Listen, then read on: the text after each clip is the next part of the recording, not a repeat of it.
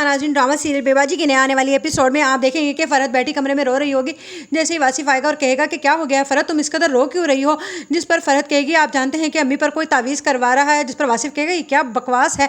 जिस पर फरहत कहेगी नहीं, आप यकीन कीजिए, शहनाज बाजी आज अम्मी से कह रही थी कि बेबाजी आप पर ना कोई तावीज़ करवा रहा है, तभी तो आपकी इतनी हालत ख़राब हो गई थी।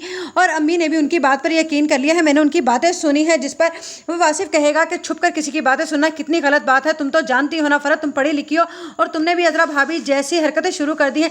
जिस पर कहेगी फरहत, मैंने छुप कर कहा, मैं तो वहाँ से गुजर रही थी, बस मेरे कानों में आवाज़ आई तो मैं रुक गई, क्योंकि मुझे लगता है कि वाकई ही अजरा भाभी जो है ना अम्मी पर तावीज़ करवा रही हैं, तभी उनकी हालत इतनी ख़राब हो गई। देखा नहीं, डॉक्टर्स तो कह रहे थे उन्हें कुछ भी नहीं है, लेकिन वो एकदम से हाथों में आ गई थी। वासिफ आपने तो उन्हें देखा नहीं। जिस पर वासिफ कहेगा मुझे इन बातों में ना ही उलझाओ तो ज़्यादा बेहतर होगा।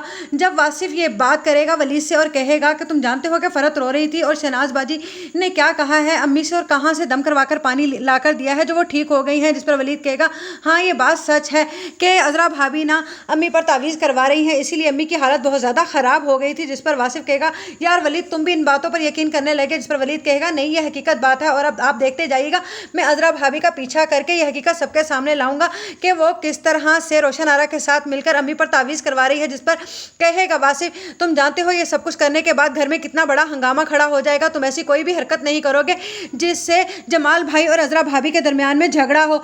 ये बात खुद ही समझा लेंगे, हम सुलझा लेंगे। आप